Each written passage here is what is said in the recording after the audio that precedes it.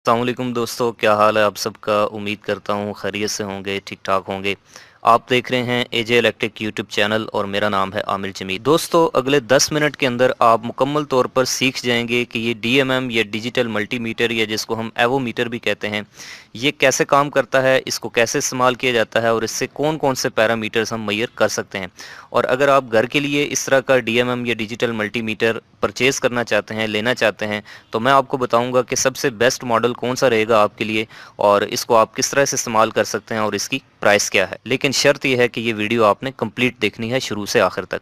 तो दोस्तों, ये एक डिजिटल मल्टीमीटर है यूनिटी कंपनी का, जो कि एक चाइनीज़ कंपनी है और इसका मॉडल है UT33D।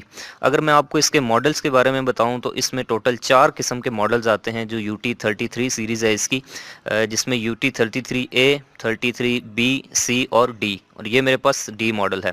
इसमें जो UT33A है दोस्तों, वो एक ऑटो रेंज वाला मीटर है जिसमें यहाँ पर 4 डिजिट्स होते हैं, जबकि बाकी जो तीनों मॉडल्स हैं उनमें 3 डिजिट्स होते हैं। जो इसमें UT33C आता है उसके अंदर टेम्परेचर मेजर करने का भी ऑप्शन होता है यहाँ पर फ़ारेनहाइट और सेंटीग्रेड में, लेकिन B और D के अंदर टेम्परेचर का ऑप्शन नहीं होता। लेकिन अगर आपने घर के लिए परचेज़ करना है, नॉर्मल करंट वोल्टेज मेजर करनी है, तो उसके लिए आप UT33D या B को जो है वो चूज़ कर सकते हैं। अगर बात कर ली जाए इसकी प्राइस की, तो पाकिस्तान में इस वक्त इसकी जो प्राइस है वो है तकरीबन 700 से लेकर 1000 के दरमियान। पुराना रेट इसका 700 था, अब शायद ये 900 या 1000 रुपये में मिल जाता है। तो चलिए दोस्तों, अब सीख लेते हैं कि एक डीएमएम या डिजिटल मल्टीमीटर कौन कौन सी चीज़ें मेजर करता है और कैसे करता है और उसको कैसे इस्तेमाल किया जाता है। सबसे पहले बात कर लेते हैं इसकी कंस्ट्रक्शन की। तो इसका ये जो पूरा इंटरफेस है, इसको दोस्तों मैं 3 हिस्सों में तकसीम करता हूँ। सबसे ऊपर इसका डिस्प्ले एरिया जहाँ पे हमारी रीडिंग्स शो होती हैं, उसके बाद इसका सिलेक्शन एरिया जहाँ से हम जो है वो अपने पैरामीटर्स की सिलेक्शन करते हैं इस सेलेक्टर स्विच की मदद से, और सबसे आखिर में नीचे इसका कनेक्टिंग एरिया जहाँ पर हम प्रॉब्स लगाते हैं। इसके बाद बारी आती है इसके मेजरिंग पैरामीटर्स की, यानी कि इससे आप कितनी किस्म के और कौन कौन से पैरामीटर्स मेजर कर सकते हैं। तो दोस्तों, इसके मेजरिंग पैरामीटर्स हैं टोटल 5, यानी कि टोटल 5 किस्म की चीज़ें आप इस डीएमएम से मेजर कर सकते हैं, जिनमें पहले नंबर पे आता है AC voltage, DC voltage, DC current, resistance और किसी भी सर्किट की कंटिन्यूटी या फिर तसलसल। एक चीज़ ध्यान में रखें दोस्तों कि हमारे घर में जो सप्लाई होती है वो एसी सप्लाई होती है, जैसे हम 220 वोल्ट कहते हैं, तो इसकी जो करंट होती है वो एसी करंट होती है। एसी करंट ये डीएमएम याद रखें कभी भी मेजर नहीं करता, इसके अंदर एसी करंट को मेजर करने वाला ऑप्शन नहीं है।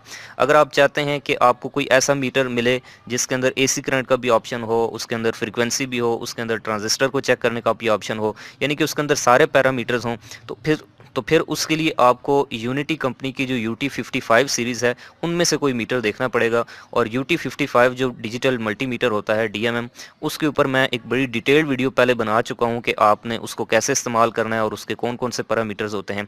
लेकिन उसकी जो प्राइस है वो तकरीबन इस वक्त पाकिस्तान में 2500 रुपये के आसपास है। तो जितने आप ज़्यादा पैसे इन्वेस्ट करेंगे उस तरह से जो है वो आपको डीएमएम मिलेगा। लेकिन अगर आप चाहते हैं कि आपने सिर्फ नॉर्मल जो है वो घरेलू इस्तेमाल के लिए मीटर लेना है जिसकी प्राइस भी 700-800 रुपये हो, तो फिर आप ये वाला मीटर ले सकते हैं। लेकिन ये ज़हन में रखते हुए कि इससे आप एसी करंट को मेजर नहीं कर सकते, सिर्फ एसी वोल्टेज और इसके अलावा डीसी वोल्टेज, डीसी करंट और रेजिस्टेंस और कंटिन्यूटी वगैरह चेक कर सकते हैं। चलिए दोस्तों, अब सीख लेते हैं कि एक डीएमएम को हम कैसे इस्तेमाल करते हैं, कैसे यूज़ करते हैं। तो मैं सबसे पहले स्टार्ट करूँगा इसके कनेक्टिंग एरिया से। सबसे नीचे ये जो 3 टर्मिनल बने हुए हैं, तो इनमें से राइट साइड पे सबसे जो पहला टर्मिनल आपको नज़र आ रहा है वो है कॉमन का टर्मिनल, कॉमन टर्मिनल। और इसके अंदर याद रखें हमेशा हमने इस डीएमएम की जो काली तार है, जो काली प्रॉब है, वो लगा देनी होती है इसके अंदर। बाद देखें दूसरे नंबर पे जो हमारे पास टर्मिनल है, इसके ऊपर लिखा हुआ है V यानी कि वोल्ट, ओहम यानी कि रेजिस्टेंस, और उसके आगे लिखा हुआ है मिली एम्पेयर यानी कि ऐसी करंट जो कि मिली एम्पेयर्स में होगी। और ये जो चौथा इसके साइन है, इसके बारे में मैं आपको बाद में बताता हूँ। तो जब आपने वोल्टेज, रेजिस्टेंस या फिर मिली एम्पेयर्स में यानी कि कम करंट मेजर करनी होगी, तो फिर आप ये वाला टर्मिनल यूज़ करेंगे और इसकी जो रेड तार है, जो रेड कलर की प्रॉब है, ये आप इस टर्मिनल के अंदर लगा देंगे। ज़हन में रखेंगे जब आपने मिली एम्पेयर्स में करंट मेजर करनी होगी तो उसके लिए आपके पास 3 ऑप्शन होंगे। ये देखें, 2000 माइक्रो एम्पेयर, 20 मिली एम्पेयर और 200 मिली एम्पेयर, यानी कि ये जो सेलेक्टर स्विच है ये इन 3 ऑप्शंस के ऊपर आएगा। लेकिन जब आपने कोई ऐसी करंट मेजर करनी होगी जिसकी रेंज जो है वो 200 मिली एम्पेयर से ज़्यादा होगी, या जैसे 0.5 एम्पेयर, 1 एम्पेयर, 2 एम्पेयर, 5 एम्पेयर या फिर मैक्सिमम 10 एम्पेयर तक होगी, तो फिर आपने ये टर्मिनल यूज़ नहीं करना, बल्कि इसके साथ वाला 10 एम्पेयर वाला टर्मिनल यूज़ करना है। और ये जो तार है ये निकाल के आपने इस कोने वाले टर्मिनल के ऊपर लगा देनी है। और इस सूरत में जो आपकी सिलेक्शन है वो इस 10 वाले टर्मिनल के ऊपर आएगी। इसके बाद दोस्तों मैं इन 2 टर्मिनल्स के बारे में एक और चीज़ आपको बता दूं, तो वो देखें कि इसके ऊपर ये देखें लिखा हुआ है unfused maximum 10 second each 15 minute. इसका मतलब दोस्तों ये है कि आप 10 एम्पेयर की करंट मैक्सिमम 10 सेकंड के लिए हर 15-15 मिनट के वक्फे से गुजार सकते हैं। यानी कि एक बार अगर आपने 10 एम्पेयर करंट मैयर कर ली तो उसके बाद आपको 15 मिनट वेट करना पड़ेगा, उसके बाद फिर आप इस टर्मिनल को यूज़ कर सकेंगे। लेकिन अगर आपने 10 एम्पेयर से ज़्यादा करंट इस मीटर से मैयर करने की कोशिश की तो आपका फिर ये मीटर जो है ये डैमेज हो सकता है, ख़राब हो सकता है परमानेंटली। इसी तरह इस टर्मिनल के ऊपर देखें तो ये लिखा हुआ है कि 200 मिली एम्पेयर मैक्सिमम और नीचे लिखा हुआ है फ्यूज्ड, यानी कि इसके अंदर कोई फ्यूज़ नहीं लगा हुआ, लेकिन इस टर्मिनल के अंदर सीरीज़ में एक कॉल्ट्रेट टाइप छोटा फ्यूज़ लगा हुआ है जो कि 200 मिली एम्पेयर का है। यानी कि अगर आपने 200 मिली एम्पेयर से ऊपर करंट मैयर करने की कोशिश की तो आपका ये जो टर्मिनल है, जो फ्यूज़ है, वो मेल्ट हो जाएगा, डैमेज हो जाएगा और उसके बाद आप इससे मिली एम्पेयर्स में करंट मैयर नहीं कर सकेंगे। तो यह है कि जब आपने 200 मिली एम्पेयर से कम करंट मैयर करनी होगी तो फिर आप इस टर्मिनल को इस्तेमाल करेंगे, और अगर आपने 200 मिली एम्पेयर से लेकर 10 एम्पेयर तक मैक्सिमम करंट मैयर करनी होगी तो फिर आप इस टर्मिनल को इस्तेमाल करेंगे। इसके अलावा ज़िम्नन दोस्तों मैं आपको एक और चीज़ बताता चलूँ तो ये देखें यहाँ पर ये CE लिखा हुआ है। ये अक्सर जो है हमारी इलेक्ट्रॉनिक्स की या जो भी प्रोडक्ट्स हम बाहर से मंगवाते हैं उनके ऊपर लिखा होता है। तो अक्सर दोस्तों को ये कन्फ्यूजन होती है कि ये CE का क्या मतलब है। तो इसके बारे में दोस्तों मैं आपको बताऊँ तो इससे बनता है कन्फर्म्स टू यूरोपियन यूनियन। ये यूरोपियन यूनियन की कन्फर्मिटी होती है। कोई भी चीज़, कोई प्रोडक्ट जब बनती है तो यूरोपियन यूनियन जो है वो उसको चेक करती है और उसके बाद अपनी इस तरह की एक स्टैंप उसके ऊपर लगा देती है कि ये यूरोपियन यूनियन से ये चीज़ सर्टिफाइड है। उसके बाद अब दोस्तों बात कर लेते हैं इसके सिलेक्शन एरिया की। तो इसमें देखें सबसे ऊपर ये 2 बटन आपको नज़र आएंगे। इसमें ऑन ऑफ का बटन नहीं होता, बस ये सेंटर में इसकी ऑफ पोजीशन है, और अगर आप किसी भी साइड पे इसको मूव करते हैं रीडिंग लेने के लिए तो उसके बाद ये मीटर ऑन हो जाता है। जो ये वाला बटन है ये है दोस्तों लाइट का बटन, यानी कि अगर आप अंधेरे में यूज़ कर रहे हैं इसको तो आप ये बटन प्रेस करेंगे तो इसकी जो पूरी स्क्रीन है ये जो है वो रोशन हो जाए, इसमें एक लाइट ऑन हो जाएगी। अभी तो यहाँ पे सन लाइट है, धूप है, आपको ये रोशनी नज़र नहीं आएगी। इसके अलावा ये जो दूसरा बटन है दोस्तों ये होल्ड का बटन है। अगर आप किसी रीडिंग को होल्ड करना चाहते हैं तो उसके लिए आप इस बटन को प्रेस कर सकते हैं। सिलेक्शन एरिया की दोस्तों मैं बात करूँ तो ये देखें सबसे पहले जो है ये है यहाँ से लेकर यहाँ तक, इस पॉइंट तक ये DC वोल्टेज, यानी कि ये देखें ये DC वोल्टेज का सिंबल बना हुआ है। उसके बाद ये AC वोल्टेज, सर्किट कंटिन्यूटी जिसको हम बजर या डायोड भी कहते हैं। उसके बाद ये इसका मतलब है दोस्तों स्क्वायर वेव, ये एक स्क्वायर वेव सिंबल है, यानी कि इस मीटर से आप कोई भी स्क्वायर वेव आउटपुट जो है वो भी चेक कर सकते हैं। उसके बाद इस पॉइंट से लेकर इस पॉइंट तक ये DC एम्पेयर, और सबसे आखिर में यहाँ पर ये रेजिस्टेंस। तो चलिए अब मैं बारी बारी आपको सारे पैरामीटर्स एक एक बार मैयर करके बताता हूँ कि आपने इस मल्टीमीटर से कैसे जो है वो रीडिंग लेनी है और किस तरह से पैरामीटर्स को मैयर करना है। और इसके अंदर जो प्रॉब्स यूज़ होती हैं दोस्तों वो 2 ही होती हैं, एक ब्लैक कलर की और दूसरी रेड कलर की, और उनके आगे इस तरह से ये पिन्स निकली होती है। तो जब भी आप मीटर को इस्तेमाल करने लगेंगे तो याद रखें सबसे पहला काम, सबसे पहला स्टेप आपने ये करना है कि इसकी ये जो सिलेक्टर स्विच है इसको आपने इस कंटिन्यूटी यानी कि बजर वाले ऑप्शन के ऊपर लेके आना है, और उसके बाद इन दोनों प्रॉब्स को आपस में ऐसे शॉर्ट करना है, टच करना है। तो जैसे ही आप ये शॉर्ट करेंगे तो ये देखें कि बजर बजेगी, आवाज़ आ रही है आपको, और साथ में वैल्यू जो है वो 00 आएगी। इसका मतलब ये होता है कि ये मीटर बिल्कुल रीडिंग लेने के लिए तैयार है, बिल्कुल ठीक है, इसकी ये प्रॉब्स भी बिल्कुल ठीक है। सबसे पहला हमारे पास पैरामीटर है DC वोल्टेज का, और इसकी जो रेंज है हमारे पास वो है 200 मिली वोल्ट से लेकर 500 वोल्ट, यानी कि हम 200 मिली वोल्ट से लेकर 500 DC वोल्टेज इस मल्टीमीटर के ज़रिए मैयर कर सकते हैं। तो अभी मेरे पास यहाँ पर एक 9 वोल्ट की बैटरी है, तो मैं इसके जो वोल्टेज हैं आपको इस मल्टीमीटर से मैयर करके दिखाता हूँ। ये आप देख सकते हैं कि ये इस बैटरी का नेगेटिव टर्मिनल है और ये पॉजिटिव टर्मिनल है। तो मैं इसकी जो रेड प्रॉब है वो पॉजिटिव है और जो ब्लैक है वो नेगेटिव है। तो पॉजिटिव से पॉजिटिव और नेगेटिव से नेगेटिव मिला के देखता हूँ कि इस वक्त इस बैटरी में कितने वोल्टेज हैं। तो अब ये चूंकि अंडरस्टूड है कि 9 वोल्ट की बैटरी है तो उसके लिए जो मैं रेंज है वो 20 के ऊपर रखूँगा।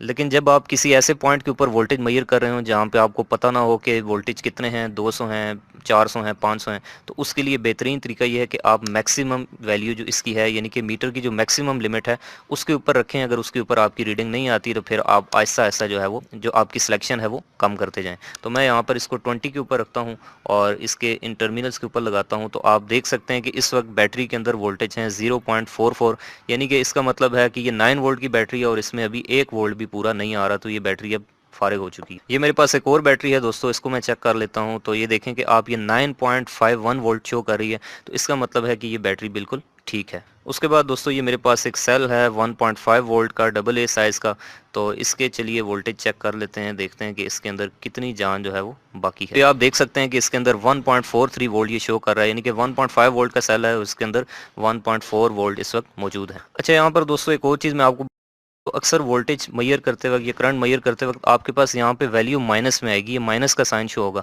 उसका मतलब ये होगा कि आपने पॉजिटिव की जगह नेगेटिव जोड़ दिया है और नेगेटिव की जगह पॉजिटिव। ये जैसे देखें कि ये बैटरी का नेगेटिव टर्मिनल है और मैं इसके साथ पॉजिटिव लगाता हूँ और पॉजिटिव के साथ नेगेटिव, तो ये देखें कि साथ में माइनस का साइन आ रहा है। तो जब माइनस का साइन आए आपकी वैल्यू के साथ, तो इसका मतलब है कि आपने जो टर्मिनल्स हैं, जो प्रॉब्स हैं, वो उल्टी लगाई हुई हैं। उसके बाद दूसरे नंबर पे है दोस्तों हमारे पास एसी वोल्टेज का ऑप्शन, जिसमें हमारे पास दो ऑप्शन हैं, 500 वोल्ट और 200 वोल्ट। यानी कि हम एसी वोल्टेज जो है वो मिनिमम 200 और मैक्सिमम 500 वोल्ट के दरमियान में मेजर कर सकते हैं। तो चलिए मैं अब ये जो है एक्सटेंशन बोर्ड में जो 220 वोल्ट हमारे पास आ रहे होते हैं, जो घर में होते हैं, इसके वोल्टेज चेक करके देखता हूँ कि ये मीटर कितने वोल्ट शो करता है। तो उसके लिए जो सिलेक्टर स्विच है उसको हम सबसे पहले इसकी मैक्सिमम वैल्यू यानी कि 500 के ऊपर लेके आएंगे और उसके बाद इसकी ये जो दोनों प्रॉब्स हैं ये इस सॉकेट के अंदर जो है वो किसी भी तरतीब से हम लगा देंगे। और उसके बाद देखें जैसे ही मैं स्विच को ऑन करता हूँ तो मेरे पास यहाँ पर ये वोल्टेज शो कर रहा है 2 to 4, यानी कि इस वक्त 225 वोल्ट जो है वो इस सॉकेट के अंदर आ रहे हैं। लेकिन दोस्तों अगर मैं इसकी ये जो सिलेक्टर स्विच है इसको नीचे करूँ, 200 के ऊपर कर दूँ, तो ये देखें 1 लिखा आ गया। तो जब 1 लिखा है तो इसका मतलब ये है कि आपकी वैल्यू ज़्यादा आ रही है लेकिन आपने रेंज कम सेलेक्ट की हुई है। तो जैसे ही आप रेंज को इंक्रीज़ करेंगे तो आपकी वैल्यू आ जाएगी। तो इस तरीके से हम इस DMM की मदद से वोल्टेज को मेजर कर सकते हैं। उसके बाद नेक्स्ट ऑप्शन है दोस्तों हमारे पास सर्किट कंटिन्यूटी का, यानी कि किसी भी तार को या किसी सर्किट की कंटिन्यूटी चेक करनी हो, यानी कि देखना हो कि अंदर से वो ठीक है या नहीं, तो उसके लिए हम इस टर्मिनल का इस्तेमाल करते हैं। तो उसके बाद मैं अब सिलेक्शन स्विच जो है, सिलेक्टर स्विच, उसको इस कंटिन्यूटी के ऊपर ले आता हूँ। सबसे पहले ये करते हैं कि इसकी दोनों प्रॉब्स को ऐसे हम शॉर्ट करेंगे। तो जैसे ही आप ये शॉर्ट करेंगे, टच करेंगे, तो उसके बाद ये बीप बजना शुरू हो जाएगी। तो अगर बीप बजे तो इसका मतलब है कि ये तारें भी बिल्कुल ठीक हैं। तो यहाँ पे आप देख सकते हैं कि मेरे पास एक इस्त्री की तार है जिसको मैं चेक करना चाहता हूँ कि ये क्या अंदर से बिल्कुल ठीक है या ख़राब है।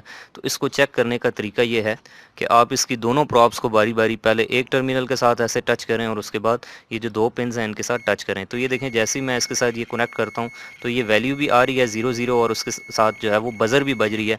तो अगर ये बज़र बजे तो आपने समझ जाना है कि तार बिल्कुल अंदर से ठीक है। तो ये एक तार तो इसकी एक साइड ठीक है। अब दूसरी साइड को चेक कर लेते हैं। इसकी जो ये वाली साइड है नीचे वाली, तो अब ये इसके साथ शॉर्ट होनी चाहिए। तो देखिए मैं इसके साथ कनेक्ट करता हूँ तो उसके बाद यहाँ पर ये वैल्यू आ रही है, बज़र बज रही है, तो इसका मतलब है कि ये तार बिल्कुल ठीक है। और अगर आप इस पूरी को जो है वो एट ए टाइम चेक करना चाहते हैं तो उसका तरीका ये है कि आप इस साइड से इसको जोड़ दें और उसके बाद एक टर्मिनल यहाँ पर और दूसरा यहाँ पर रखेंगे। तो उसके बाद आप इस तरीके से भी किसी भी तार की या सर्किट की कंटिन्यूटी चेक कर सकते हैं। उसके बाद नेक्स्ट ऑप्शन है दोस्तों ये जो है वो स्केयर वेव का। तो अभी चूंकि मेरे पास कोई स्केयर वेव आउटपुट वाली चीज़ नहीं है तो अभी फ़िलहाल इस ऑप्शन को रहने देते हैं। उसके बाद दोस्तों नेक्स्ट ऑप्शन है हमारे पास DC करंट का और उसके लिए हमारे पास 4 ऑप्शन हैं, 2000 माइक्रो एम्पेयर, 20 मिली एम्पेयर और 200 मिली एम्पेयर। मैंने आपको पहले बताया कि अगर हमने इन 3 टर्मिनल्स को यूज़ करना है, यानी कि 200 मिली एम्पेयर से 2000 माइक्रो एम्पेयर तक अगर हमने करंट मेजर करनी है, तो फिर हम जो सिलेक्टर स्विच है उसको यहाँ पर या यहाँ पर रखेंगे और टर्मिनल हम ये सेंटर वाला यूज़ करेंगे। लेकिन अगर हमने 200 मिली एम्पेयर से ज़्यादा करंट मेजर करनी है, 0.5 एम्पेयर, 1 एम्पेयर, 2, 3, 4, 5 या 10 तक, तो फिर हमारी जो तार है ये जो सेंटर वाला टर्मिनल है ये इस कोने वाले 10 एम्पेयर वाले टर्मिनल के ऊपर लगेगा। अब ये चीज़ आप दोस्तों ज़हन में रखें कि अब जो हमारा DMM है, जो डिजिटल मल्टीमीटर है, ये एक M मीटर यानी कि एम्पेयर मीटर बन चुका है। और एम्पेयर मीटर याद रखें हमेशा के सीरीज़ में लगता है, यानी कि ये जो प्रॉब्स हैं ये आपने उस लोड की और सप्लाई के सीरीज़ में लगानी है, फिर आपकी करंट की वैल्यू शो होगी। ये जैसे आप देख सकते हैं दोस्तों कि मेरे पास इस वक्त एक पावर सप्लाई है जिसके ऊपर 12 वोल्ट मैंने सेट कर दिए हैं। इसमें राइट साइड पे वोल्टेज शो होते हैं और लेफ्ट साइड पे करंट शो होती है। और यहाँ पर इस पावर सप्लाई के ये पॉजिटिव और नेगेटिव 2 टर्मिनल हैं। अब यहाँ पे दोस्तों आपको एक और चीज़ नज़र आ रही होगी और वो है एक इनकैंडिसेंट लैंप जो कि 12 वोल्ट का एक DC लोड है जिसके 2 टर्मिनल हैं, एक पॉजिटिव और दूसरा नेगेटिव।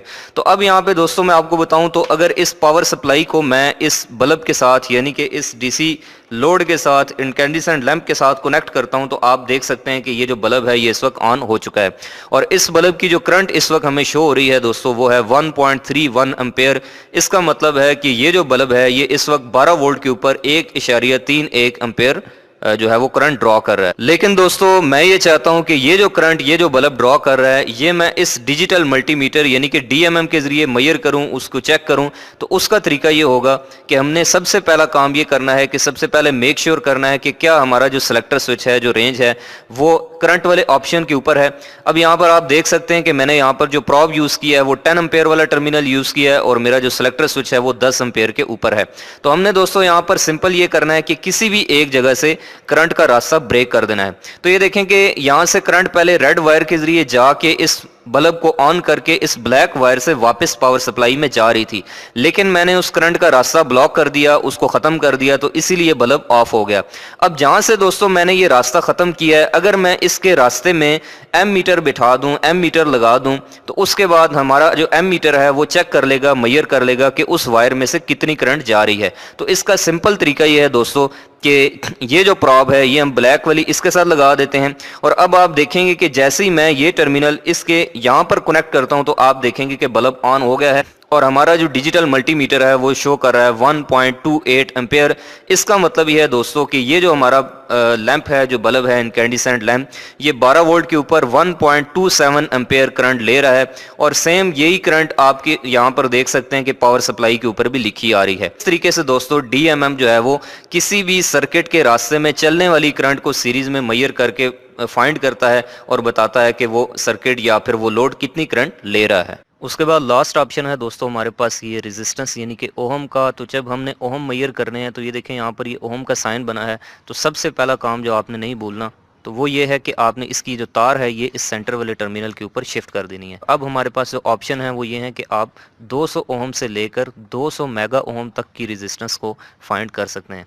तो अब मेरे पास यहाँ पर ये 3 अदर रजिस्टर हैं, तो इनकी मैं आपको वैल्यू इस डीएमएम से मेजर करके दिखाता हूँ। तो उसका तरीका ये है कि दोस्तों सबसे पहले आपने जो सिलेक्शन है, जो सिलेक्टर स्विच है, उसको हमेशा मैक्सिमम वैल्यू पे रखना है, क्योंकि अभी आपको नहीं पता कि आपका जो रजिस्टर है वो किस वैल्यू का है। तो 200 मेगा ओम के ऊपर रख के हमने इस तरह से बारी बारी जो है वो इसकी दोनों प्रॉप्स को इस तरह से पैरेलल में जो है रजिस्टर के साथ लगा देना है। तो जब आपके शुरू में 0 आए वैल्यू के तो आप समझ जाएं कि आपकी वैल्यू ठीक नहीं है, तो आप इसको आहिस्ता आहिस्ता थोड़ा सा कम करते हैं। जैसे मैं अभी देखें कि 200K के ऊपर ले आता हूँ, तो यहाँ पर देखें कि ये शो कर रहा है 17.0 का मतलब ये है कि ये तकरीबन 17K का रजिस्टर है 17K।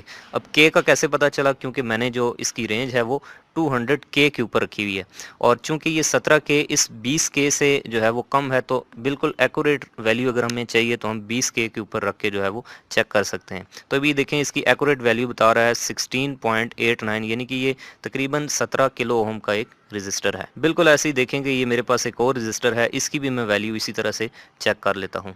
तो आप देख सकते हैं कि जैसे ही मैं इसको कनेक्ट करता हूँ तो ये देखें 1 शो करता है। तो जब मीटर दोस्तों 1 शो करे तो मैंने आपको बताया है कि उसका मतलब ये होता है कि आपने रेंज कम सेलेक्ट की हुई है, जबकि आपकी जो वैल्यू है वो ज़्यादा है। तो हम इसकी जो रेंज है वो थोड़ी सी इंक्रीज़ कर देंगे। तो जैसे ही देखें हमने रेंज इंक्रीज़ की है तो ये शो कर रहा है 28.9, यानी कि ये तकरीबन एक 28.9 यानी कि 29K का 29 किलो ओम का एक रजिस्टर है।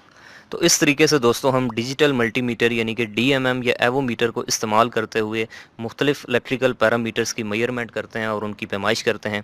तो उम्मीद करता हूं कि आपको मल्टीमीटर को इस्तेमाल करने का मुकम्मल तरीका समझ आ गया होगा कि इसको हमने कैसे इस्तेमाल करना है, और आपको ये भी समझ आ गई होगी कि अगर आपको अपनी जो है वो इस्तेमाल के लिहाज से मीटर चाहिए तो आपके लिए कौन सा बेस्ट रहेगा। तो अगर आपको ये वीडियो पसंद आई है और आपको इससे कोई यूज़फुल नॉलेज मिली है तो आप इसको लाइक करें और नीचे कमेंट करके बताएं कि आपको ये वीडियो कैसी लगी। और अगर आप चाहते हैं कि इस तरह की इंटरेस्टिंग वीडियोस आपको आइंदा भी मिलती रहा करें तो आप मेरे इस यूट्यूब चैनल एजे इलेक्ट्रिक को सब्सक्राइब करके बेल आइकन प्रेस कर दें। मिलते हैं नेक्स्ट वीडियो में किसी और नए इंटरेस्टिंग टॉपिक के साथ। तब तक के लिए अपना बहुत सा ख्याल रखिएगा। अल्लाह हाफिज़।